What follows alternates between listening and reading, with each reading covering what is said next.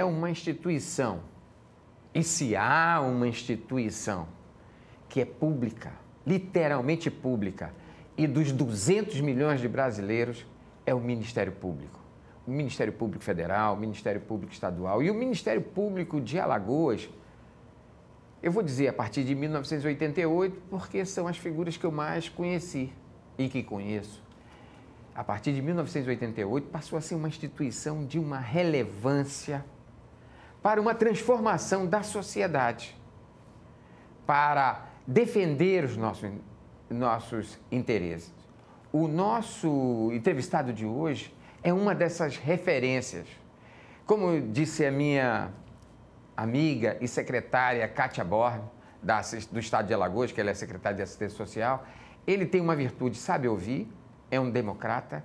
Eu estou falando do doutor, eu não chamo todo mundo de doutor, mas esse eu tenho que chamar porque ele, além de ser professor universitário, é um pesquisador jurídico. Eu estou falando de Leandro Araújo, que entrou no Ministério Público como procurador-geral, entrou já há algum tempo, mas passou a ser procurador-geral já na gestão de Ronaldo Lessa, ali por volta de 1998, 99, num período muito difícil do Estado de Alagoas. Nós tínhamos aí um crime organizado muito forte, com envolvimento de policiais, civis e militares, enfrentou a gangue fardada, recebeu comissões do Congresso Nacional, fez uma gestão democrata, abriu o Ministério Público para o povo e pela quarta vez, eu acho que não há ninguém na história. Primeiro eu quero dizer muito obrigado para o senhor, não sei se eu estou exagerando para uma pessoa que eu tenho um carinho, um respeito pela fidalguia que trata não a mim, mas a todos os brasileiros, todos os alagoanos que procuraram o Ministério Público e procuram o nosso Procurador-Geral. Eu estou superfaturando ou o Ministério Público é uma instituição nossa, o senhor é um servidor da gente? Bom dia, Naldo. Eu queria primeiro agradecer a você mais uma vez a oportunidade de estar aqui dialogando com você sobre o Ministério Público. Eu tenho 36 anos no Ministério Público de Alagoas, portanto, assim, mais da metade da minha vida foi vivenciada dentro do MP de Alagoas. Portanto, eu tenho essa mesma admiração que você tem pelo MP e consciente da responsabilidade que o Ministério Público brasileiro tem, em especial o Ministério Público de Alagoas tem, de necessariamente cumprir aquilo que está consagrado na Carta Constitucional. É difícil dar efetividade, mas a partir do momento que você estabelece um modelo dialogal que represente essa relação institucional com os outros poderes do Estado, eu acho que o Ministério Público pode sim colaborar positivamente para a alteração da realidade do Estado de Alagoas. Eu acho que esse seu entusiasmo com o MP envaidece todos que fazem o MP de Alagoas e o MP brasileiro. A gente sabe, obviamente, das dificuldades internas que em espaço e tempo se apresentam, a gente sabe da dificuldade, por vezes, das relações institucionais com os demais poderes constituídos do Estado, mas eu acho que o nosso papel ele vem sendo reconhecido pela sociedade brasileira, em especial pela sociedade alagoana. Como é? O senhor foi eleito agora para voltar ao Ministério Público e quase que de forma avassaladora, né? Eu acho que é resultado de um grande trabalho. O senhor já foi ouvidor 2 vezes, né? O ouvidor sempre desagrada a categoria, né? Já exerceu cargos lá no Conselho dos Procuradores. E o senhor chegou... Como é que é ser eleito pela 4ª vez? Tem alguém que foi eleito 4 vezes, ocupou 4 vezes o cargo de Procurador-Geral? No formato atual, ou seja, no formato que há necessidade de submeter um processo eleitoral, eu acho que em Alagoas é o primeiro caso que acontece. E outros colegas tiveram atuação destacada, como Dilmar Camerino, Sérgio Jucá, Eduardo Tavares, Coraci. Eu me refiro especificamente àqueles com quem mais eu convivi, ou seja, o tempo que eu tive no MP, que foram colegas que muito bem representaram a instituição e desenvolveram aquilo que é próprio da ordem constitucional e da legislação infraconstitucional. Agora, ser reconduzido à chefia do MP pela 4ª vez, me parece que o que necessariamente deve nortear as minhas ações é a humildade, para não imaginar que alguém que recebe esse reconhecimento deva isoladamente pensar em transformar a instituição e servir a sociedade alagoana. Tenho dito a todos que esse é resultado de um diálogo permanente com as 4 gerações existentes dentro do MP. Eu acho que a humildade deve ser a marca determinante de alguém que é alçado pela 4ª vez à chefia do MP. E eu espero, e tenho muita esperança em Deus, de não cometer qualquer deslize. Por quê? Porque terei sempre uma escuta ativa. Eu quero necessariamente ouvir né, o que necessariamente figura como essencial para o aparelhamento do Ministério Público, para que esse aparelhamento possa servir à sociedade alagoana. Só agradecimento aos integrantes do MP de Alagoas e aos governantes que confiaram, né, ao subscrever o decreto de nomeação para exercício do cargo de Procurador-Geral. Como o senhor disse ainda há pouco, mais da metade da sua vida está como fiscal da lei, da aplicação da lei criada pelo legislador. Como fiscal da lei, qual o momento que o senhor acha que foi o mais difícil para o senhor no Ministério Público?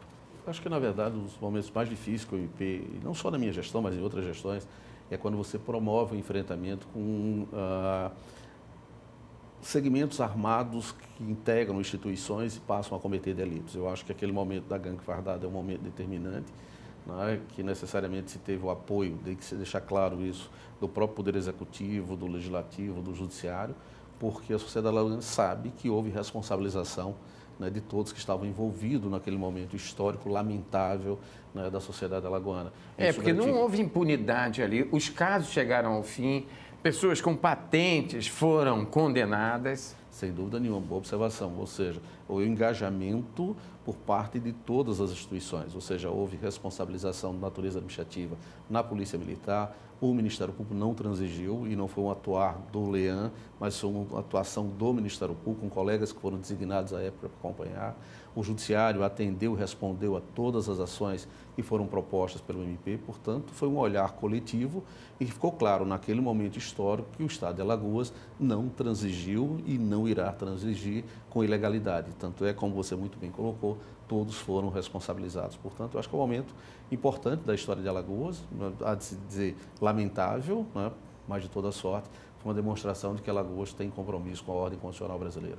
Nós estamos falando de 1988, foi quando foi desbaratada a gangue fardada, né, em que o Ministério Público teve uma atuação forte e conjunta junto com o Judiciário. Foi criado, inclusive, o negócio era tão forte que tinha um conjunto de promotores e tinha um conjunto de juízes que atuaram no caso para desmontar aquele momento que era temido por todos. Mas, naquele momento também houve uma presença do Congresso Nacional aqui. Como o Congresso Nacional sai naquele momento de Alagoas? Qual é a visão que o senhor teve uma ideia? Na verdade, é entender que quando o Congresso aqui se apresentou por intermédio de seus integrantes, mediante a criação de comissões parlamentares de inquérito, o objetivo foi identificar de que maneira se poderia, a partir daquela situação fática, empreender mudanças legislativas. Ou seja, quando a gente observa a atuação das comissões parlamentares de inquérito, é necessário que a gente observe que a responsabilização não fica a cargo das comissões. Na verdade, o que ali é objeto de produção e identificando qualquer ilícito é encaminhado para o Ministério Público com atribuição específica. Mas é importante a participação. Por quê? Porque daquela observação que é feita se verifica a possibilidade de mutação legislativa, de que maneira se pode alterar a lei penal, com o objetivo de responsabilizar de forma mais intensa, que mudanças podem ser feitas em termos de regime. Quer dizer, isso é fruto daquela atuação. E isso a gente observa historicamente, né, através das comissões parlamentares de inquérito. Só estou destacando isso porque, por vezes, a população imagina que a responsabilização vai sair dali. Mas dali se extrai necessariamente elementos que podem contribuir para o aprimoramento da legislação brasileira. Interessante que o promotor está dizendo, nosso procurador-geral, reeleito pela 4ª vez, que o Congresso Nacional transforma aquele episódio em nova legislação, quer dizer, houve a aplicação da lei.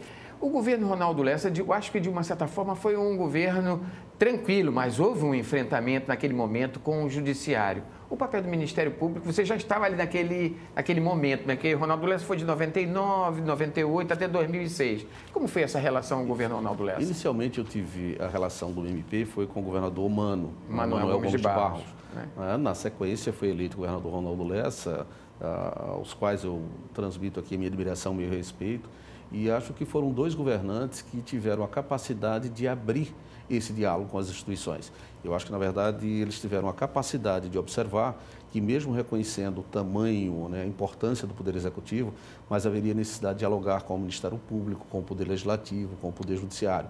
Conflitos existiram naquela época entre Judiciário e Executivo, sim, e acho que o MP figura como aquele órgão, né, pacificador, ou seja, no sentido de estimular o diálogo para a solução de determinados conflitos. Mas eu acho que foi um momento de crescimento para Alagoas, eu acho que determinantes a presença à época do governador Mano e do governador Ronaldo Lessa.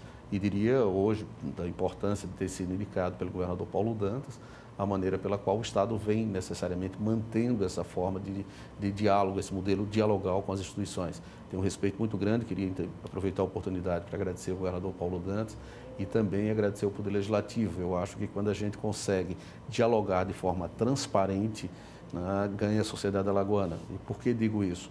É inimaginável a transformação mediante políticas públicas para a concretude de direitos com protagonismo isolado de uma única instituição.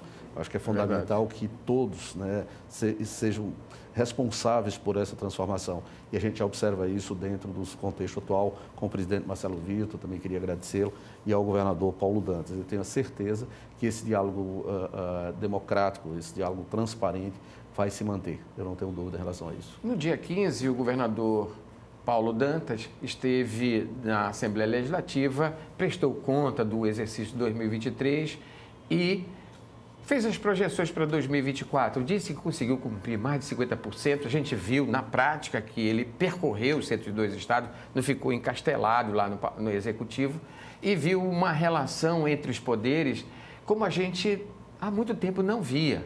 Havia um confronto, às vezes de bastidor, discreto, mas há uma relação pacificada entre Judiciário, Legislativo, Executivo, Ministério Público, Tribunal de Contas. Para um estado como Alagoas, que tem 3 milhões de habitantes e quase que 50% dependente de programas sociais. Essa relação pode mudar esse quadro?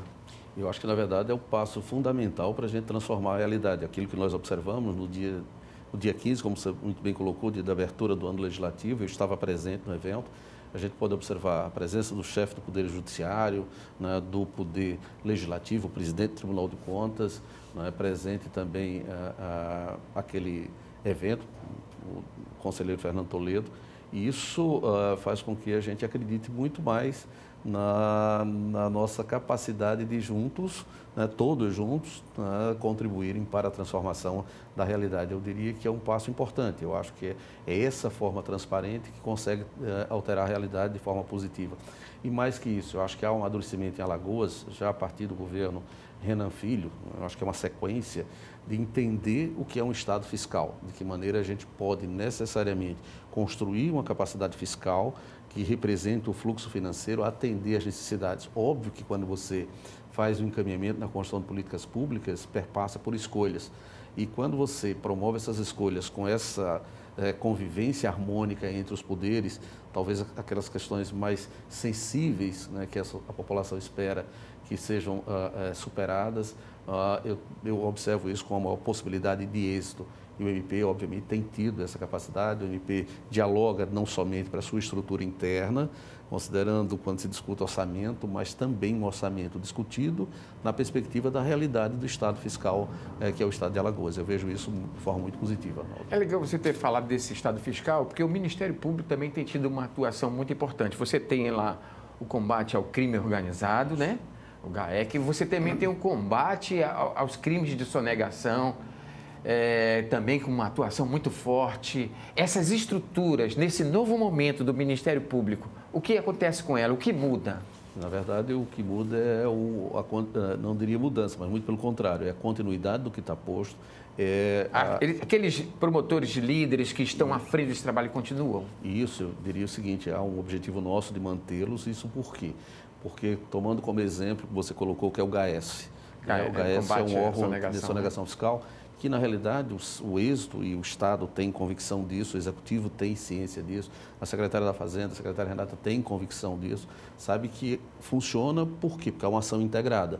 Não é o Ministério Público isolado ali, é o Ministério Público, é a Secretaria da Fazenda, é a Procuradoria-Geral do Estado, é a Polícia Militar, é a Secretaria de Segurança Pública. Portanto, assim, quando a gente permite que esses atores possam dialogar, consegue-se, aquilo volta a frisar, transformar. O combate à sonegação continua? Continua com a mesma intensidade, o GAECO, no que se refere às organizações criminosas, da mesma maneira, e de certo que o papel do Procurador-Geral é aparelhar esses órgãos com pessoal, com ferramentas tecnológicas para que a gente possa avançar nesse combate. Portanto, o combate do IMP é intransigente. Não querendo interromper, como diria nosso saudoso Jô Soares, mas já interrompendo, há uma política do governo federal em combater, mas não mais os personagens, e sim o controle financeiro dessas organizações criminosas, tanto na sonegação fiscal, porque eu acho que dá para se falar em organização criminosa dentro de um crime fiscal, e no crime organizado.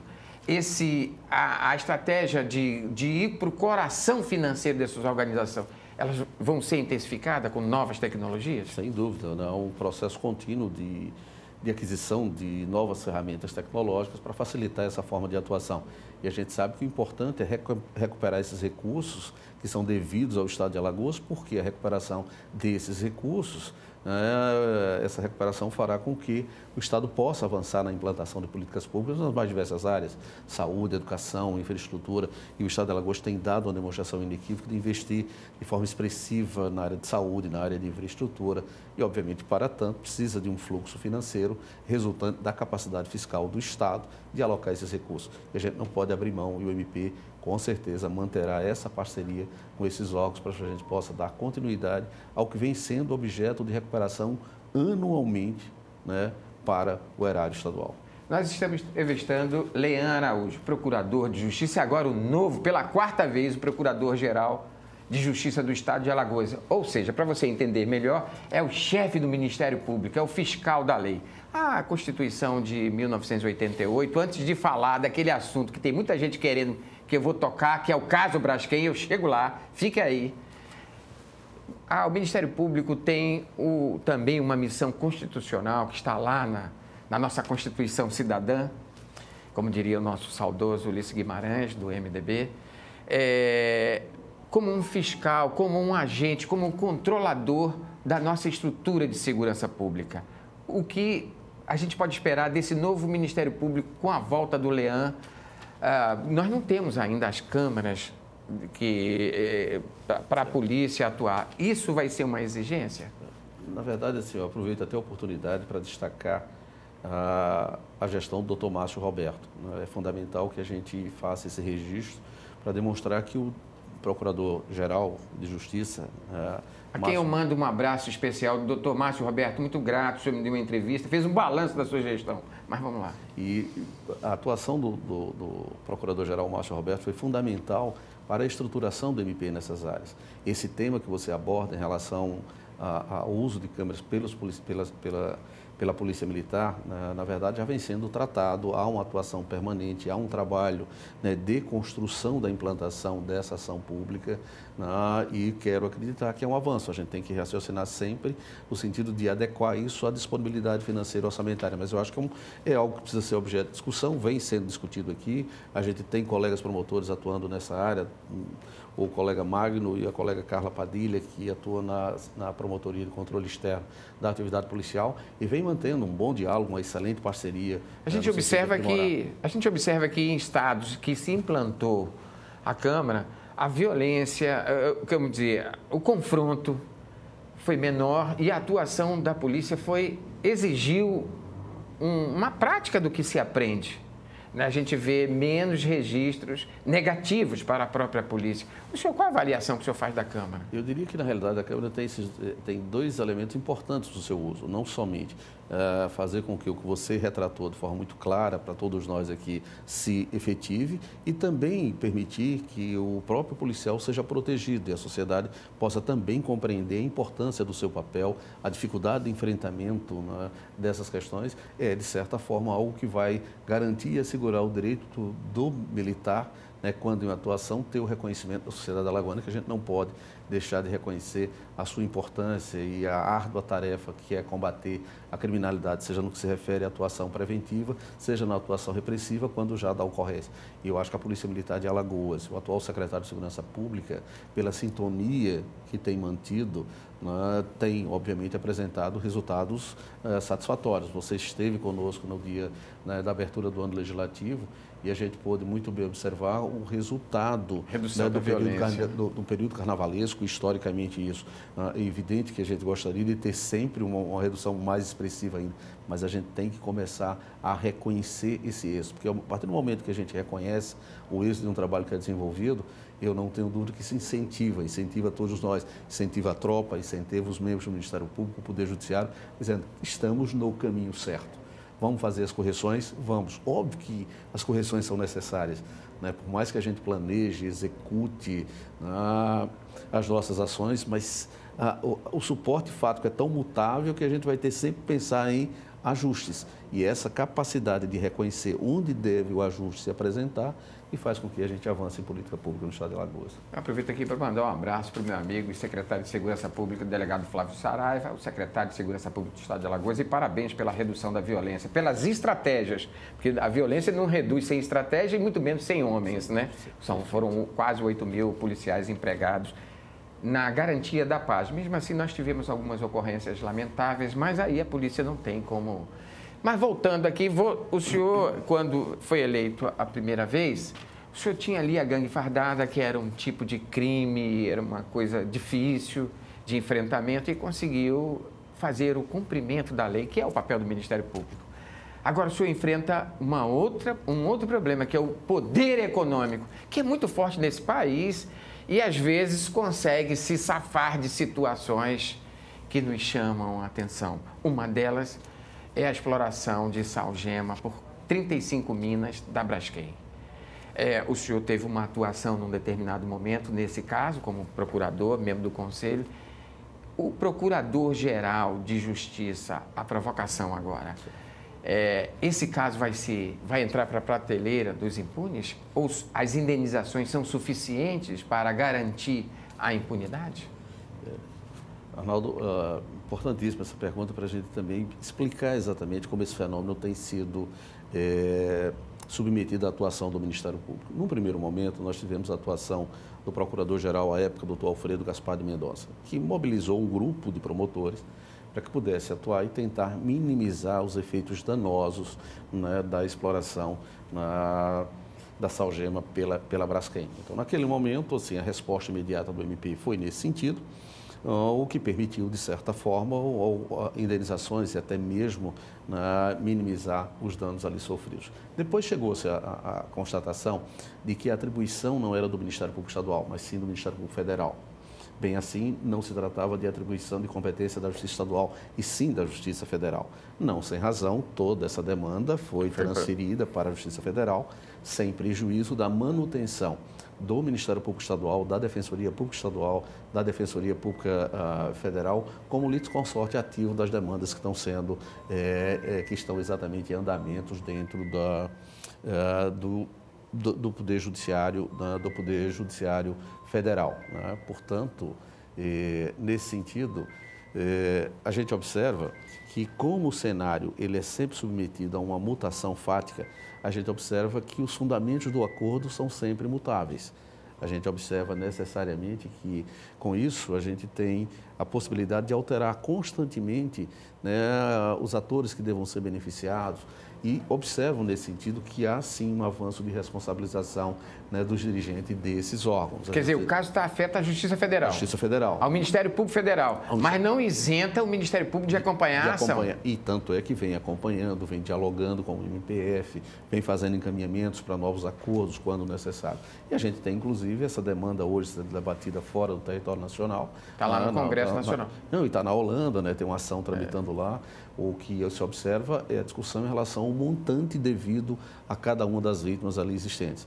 Eu acho que, na verdade, há sim uma responsabilidade do Ministério Público Brasileiro, da Justiça Brasileira e, obviamente, responsabilizar dentro daquilo que necessariamente é devido para minimizar, né, os danos materiais e morais que foram provocados pela exploração, não diria indevida, mas inadequada da Braskem ao longo dos anos. A pergunta vai ser direta e objetiva para o promotor de justiça, Leandro Araújo, que hoje é procurador, é membro do Conselho de Procurador e é também procurador de justiça por seus méritos, por seus estudos e por consequência da sua carreira. Há um crime ambiental? Na verdade, se a gente observa, identifica, né, a incidência de várias normas dentro da situação fática. Há de se reconhecer, primeiro, a incidência de norma de natureza civil, objetivando a reparação do dano. Há, sim, uma análise acerca da existência de crimes ambientais e, de certo, o Ministério Público Federal está se debruçando sobre isso e o próprio MP estadual também vem se debruçando sobre essa temática, né, e, de certo, identificando, não hesitará em adotar as providências necessárias, delimitando, deixando claro a quem confere a atribuição para mover a respectiva ação.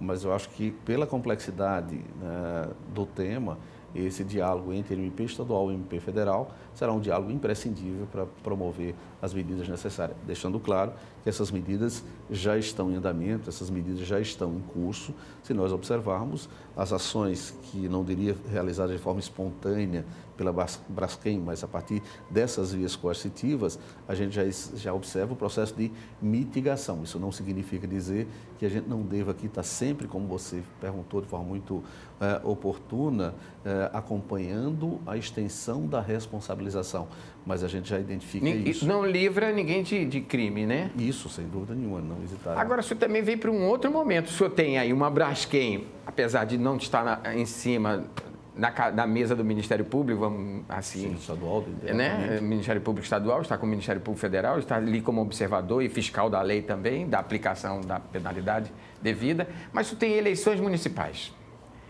que nós estamos vendo o desembargador Clévio do Rego Loureiro, que está presidindo o Tribunal de Justiça, e como todos que já passaram pela corte, disseram não à corrupção e sim à urna eletrônica. O que o Ministério Público diz? Eu acho que a urna eletrônica é algo que se consolidou no Estado brasileiro. Não há como a gente deixar de reconhecer a sua importância, né, e a própria dinâmica com que essa ferramenta vem sendo utilizada. Eu acho que o Ministério Público preza e zela pelo uso da urna eletrônica. Eu acho que não tem como alguém, né, pretender, né, discutir o grau de eficiência e eficácia da urna eletrônica e dizer que o Ministério Público vai estar devidamente aparelhado para combater qualquer forma de corrupção. Nos 102 municípios? Nos 102 municípios, e deixando claro que a chefia do Ministério Público Eleitoral é do Procurador Regional Eleitoral. Portanto, ele é o responsável direto, contudo, pela ausência de corpo próprio, considerando o modelo legal nosso instituído, os promotores eleitorais são os promotores estaduais. Portanto, nós vamos ter em cada zona eleitoral um promotor eleitoral. E durante o período, né, vamos assim denominar, de captação de votos, obviamente nem todos os municípios são zonas eleitorais, nós vamos ter um representante do MP atuando. Leandro Araújo é professor da universidade, passou 30 minutos aqui, a gente nem percebeu. E a gente tem muita coisa. Claro que a gente, ao decorrer da jornada dele, dos próximos 2 anos, nós iremos conversar outras vezes. Para encerrar a nossa entrevista, e eu lamentando já, eu também, que pena, o que nós, 3.100.000 alagoanos, podemos esperar dessa nova fase do Ministério Público com a volta do nosso promotor de justiça, procurador de justiça, Leandro Araújo? Eu diria que o meu compromisso com a sociedade alagoana é cumprir integralmente o que está assentado na Carta Constitucional e na legislação infraconstitucional. MP porta aberta? Além disso, o MP que estará sempre aberto a ouvir e dialogar com todos os segmentos da sociedade alagoana. Isso não somente o Leandro, mas os 154 membros, né, do Ministério Público de Alagoas. Eu tenho certeza que esse é o nosso compromisso. É o compromisso dos integrantes do MP de Alagoas, e não exclusivamente do Leandro Araújo. Muito obrigado. Eu que agradeço. Muito obrigado a você pela audiência.